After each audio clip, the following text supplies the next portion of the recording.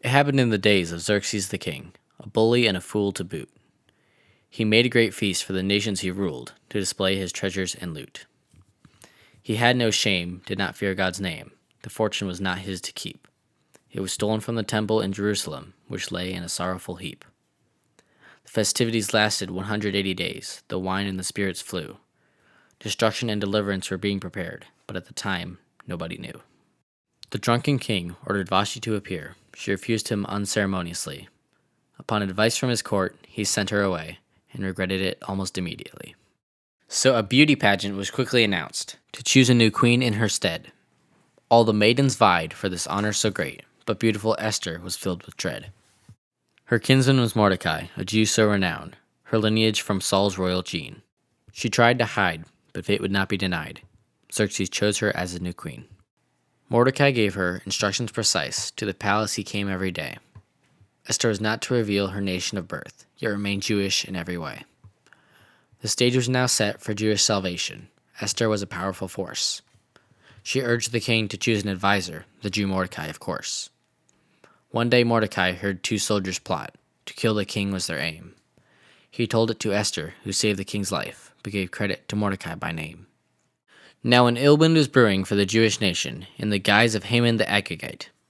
The royal ring was bestowed on him by the king, though he was a wicked anti-Semite.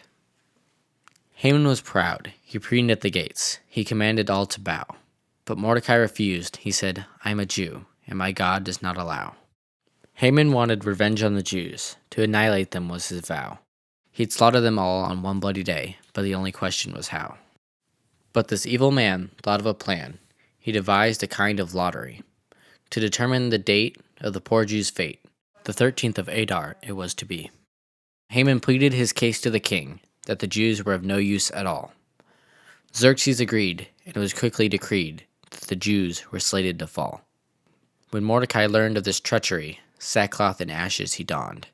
Weeping and wailing, he ran through the streets, knowing Esther would surely respond. "Dear Esther," he said, "your time has arrived. For this you were chosen as queen. To plead on the throne on behalf of your folk, divine providence can clearly be seen. For her people, Esther would risk her life. She had but one request to make. For 3 days the Jews must fast, regret their past, and all their gods forsake. Esther and her maidens would likewise fast, then make a move so bold. To see the king unbidden was forbidden, unless he extend his scepter of gold." Dressed in royalty and cloaked in divinity, Esther was grace personified. Her prayers were answered, hope was at hand. The king invited her inside. "Half of my kingdom is yours," he said. Esther should have been delighted, but she was waiting for a sign divine, so to a party she invited. Not only the king, but Haman too, a move calculated to distress. The Jews would put their trust in God, and the king would become jealous. Esther waited for an opportunity, but there was no sign in sight. She had to stall and risk it all, with party a second night. Haman was gloating, "The queen chose me. It was just the king and I." But the bubble bursts and his anger spurts when he sees the Jew Mordecai. His wicked wife Zeresh comes up with a plan. Build a gallows about 50 feet. Go ask the king to let Mordecai swing, and your joy will be complete. What a night was ahead. The kingdom's astir. No one is sleeping, it seems. Esther is planning, Mordecai is praying, and the king has disturbing dreams. In the very heavens, the angels are weeping. God hears his children in need. The king is awakened. His sleep is forsaken. From his royal book he begins to read. The pages turn, as if on their own, to an entry long ago recorded. Mordecai the Jew saved the life of the king, but his loyalty was not rewarded. Xerxes hears Haman in the courtyard and calls him in post haste. "How can I honor a man who's deserving? I have no time to waste." Haman lays out a course of grand action, all the while thinking it's he. A gala parade, astride the king's horse. Who else would he honor but me? But his downfall was near, his end was in sight. Imagine his horror and dread, when the king said, "Go do, to Mordecai the Jew, exactly the things that you said." When Esther heard this turn of events, she knew it was her cue, and that it was right at the party that night to reveal that she was a Jew. If I have found favor in the eyes of the king, and your highness will agree, please spare my life and the lives of my people from death by an evil decree. Who would dare to threaten my queen? Asked Xerxes in a great fright. It is none other than your trusted adviser, Haman the Agagite. The king was enraged. He needed air. From the room he quickly fled, and on the gallows intended for Mordecai, he had Haman hanged instead. Now letters were swiftly dispatched to all the kingdom near and far, for the Jews to prepare, their foes to beware, on the 13th of Adar. The Jews were triumphant against the enemy. They fought bravely for their nation, and the days that were slated for destruction became days of celebration. Now proclamations were sent to all the Jews.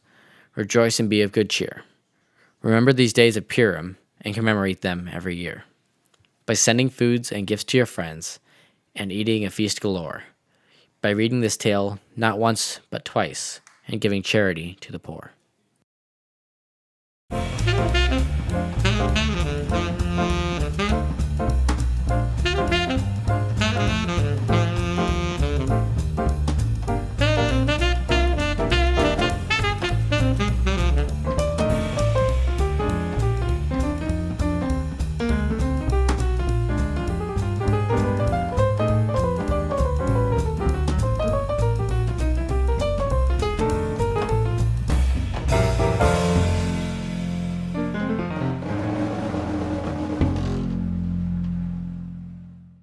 All right, now be like, give him the ring. yes, no.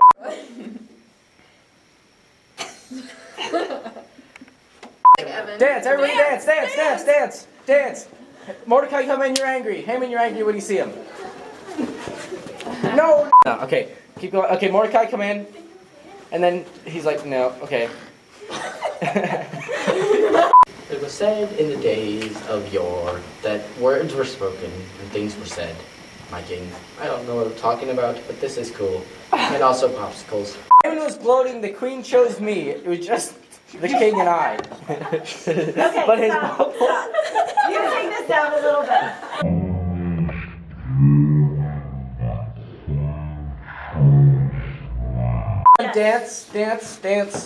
Dance. Oh yeah, Mordecai. Did you notice him? Mordecai. Yeah. I don't understand why these scenes exist. Dance and go on in. You're Mordecai, just look over there and dance, sort of. And then you see him. Yeah, you see him. Do you see him? Not pause. Do you see him?